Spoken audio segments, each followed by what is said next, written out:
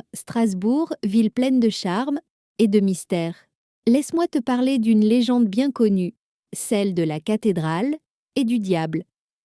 On raconte que lorsque la majestueuse cathédrale de Strasbourg était en construction, les artisans furent confrontés à des défis immenses.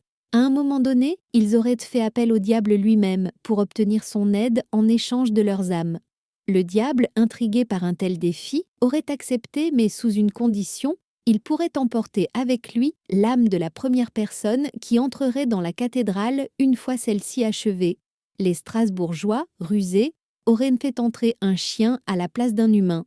Le diable, furieux d'avoir été dupé, aurait laissé derrière lui une énergie sombre et maléfique qui, dit-on, hante encore les lieux.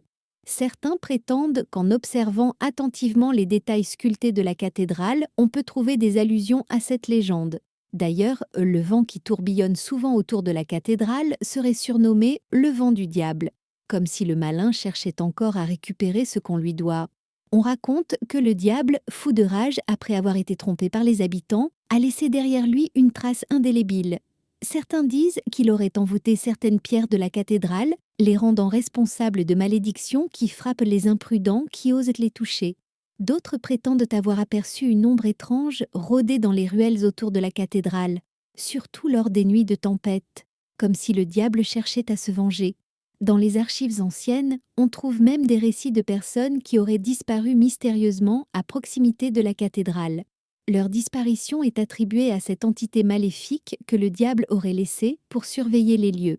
Cela ajoute une couche de mystère à l'atmosphère déjà envoûtante de ce chef-d'œuvre gothique. Et toi, crois-tu aux légendes de malédiction ou préfères-tu les voir comme des contes pour alimenter l'imaginaire?